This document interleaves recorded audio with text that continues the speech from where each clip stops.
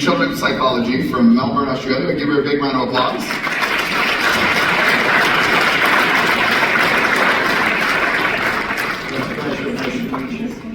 Welcome to Australia. Thank you. Good to be back. Hope you're feeling well after a long flight.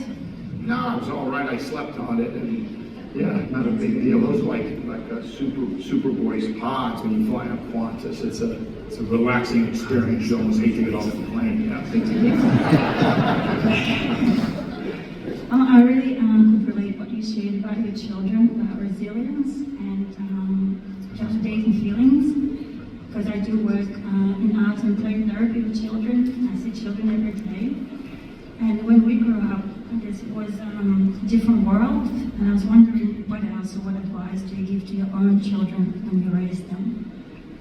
That's a great question. You know, I'm so involved as a dad. I'm fortunate because I go away for work sometimes, but I have the ability to do that. I've given it a lot of thought. You know, I studied education just so much once I had kids. And I think there's a combination that's not that challenging, which is it's important to hear something's bothering them, but at the same time you want to give them the tools where that doesn't cripple them or stop them.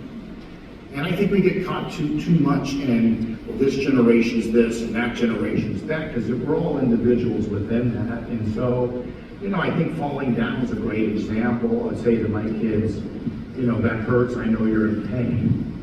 That is painful, but try to breathe. Can you move your leg? There's a difference between an injury, you know, and being hurt. I think you're going to be okay, and try to get them back. So you can't skip the part where like this is painful or this hurts, but then you do want to get to the part where they grow from that and they get the tools to go forward. And I think that's all of us in life. In anything that we're doing, we're really looking for the skills to take our challenges and make them strengths or motivators and not let our challenges be things that stop us. You know, I hear it all the time, you know, my older brother got this, that's why he's successful, or my younger brother got this, or I didn't get this. Those are so powerful to say to yourself, and you can really flip it and say, it's because of this thing that I'm going to have success, because I had to overcome this. It wasn't easy for me. How many athletes you talk about Tom Brady and hear his story, or Michael Jordan was cut at 14, or, you know, you have to take these things and use them for you. And our minds are so powerful, we bring a meaning to so many things. I'll share this with kids. If you get humiliated at the blackboard for math, with people, I deal a lot with kids. I do some programs for like film stuff in school or public speaking. Public speaking is 100% learnable. There's nobody in here that couldn't get better at public speaking. But you might have had a rough experience, so you bring this meaning. You start telling yourself, I hear some people say, I'm not a creative, or I'm a creative, but I'm not good at math. It's just not real. But we just bring these meanings from these feelings. If you can separate that and come up with a strategy that you can take to start to approach an area that you're not confident with, you can definitely get better. And there's a balance in that. You gotta really be easy on yourself. You're gonna make mistakes, it's not gonna go well. And you can't be so focused on results that you cripple yourself or that you beat yourself up.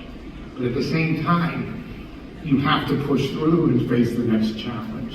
And I think if you can get to that stage with whatever it is, a relationship, being a parent, you know, a business, just, you know, take the emotion out of it, look at your skills, come up with something small to get a little bit better, be easy on yourself while you go through it, but also have some standards, you know, expect to improve.